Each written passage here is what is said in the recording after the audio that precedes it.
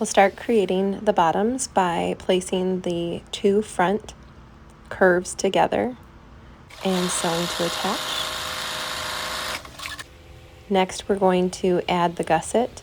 The front of the bottoms have notches as well as the gusset, so you'll line up the notches and pin the gusset to the front inseam.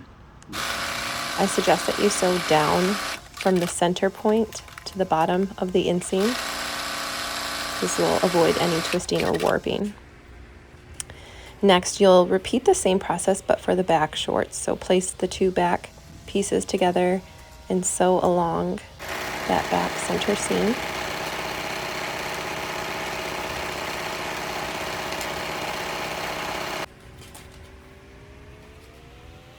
And then you will attach the other side of the gusset to the back inseam. Again, I suggest starting at the center point, sewing down the inseam for both sides.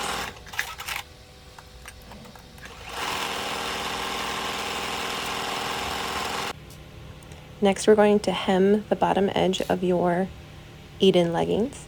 So you'll fold up the bottom edge 1/2 inch. You can finish the edge with your serger, or you can do a narrow hem by folding it up 1/4 inch and another 1/4 inch using your stretch stitch or maybe a double needle or your cover stitch to hem the bottom of your Eden leggings.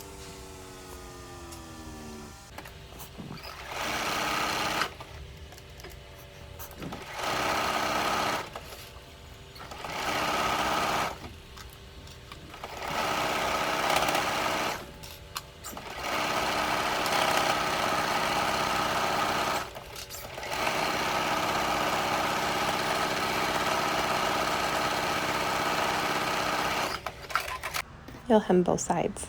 Next, we're going to work on the waistband. If you're sewing the plain waistband, you'll just attach the front and the backs together at the side seams for both the main and the lining.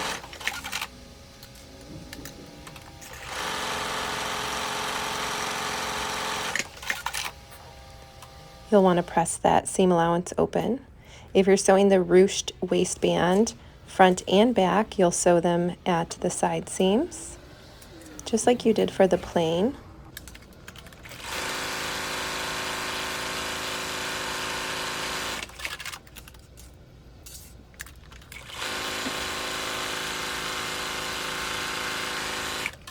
Then after you sew up the side seams, you'll press that seam allowance open and use a long straight stitch on either side of the side seam to create your gathers.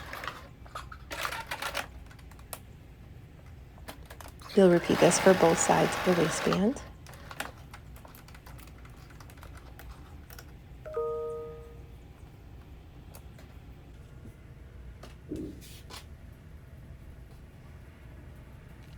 Once you have your gathering stitches, you'll turn your waistband wrong side out and pull on the bobbin threads to gather up the ruched waistband to match the side length of the plain waistband lining.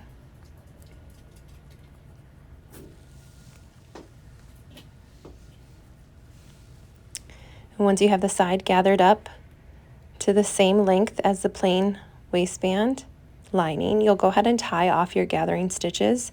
You can remove these gathering stitches at a later step, or you can leave them. It's totally personal preference. You'll do the same thing for both sides. For all the options, you'll turn the waistband main wrong side out, slide it over the top of the waistband lining, right side out, so right sides touching together, pressing open the seam allowance on the side of the waistband, and then you'll continue to clip the waistbands together along the top edge of the waistband main and the lining. Then you'll sew to attach waistband main to the waistband lining. You can also add clear elastic here. It really helps for like a non-roll waistband kind of vibe. But if you like a more loose-fitting waistband, something that's a little bit less restrictive, you can go ahead and leave the clear elastic off. If you sewed the ruched waistband option, you're going to fold the main on top of the lining with wrong sides touching, so right sides facing inside and out. And then you'll want to baste the waistband main, the ruched waistband main, to the waistband lining, just so that when you attach this to your leggings, the bottom of the waistband is nice and flush from the inside and the outside. After you've basted your waistband, and you can do this for the plain option as well, but it's just a little bit easier to keep those layers intact for the plain option. But once you've basted the main and the lining together, you'll just attach those to your leggings as the tutorial shows, and then you are all set. Thanks for sewing.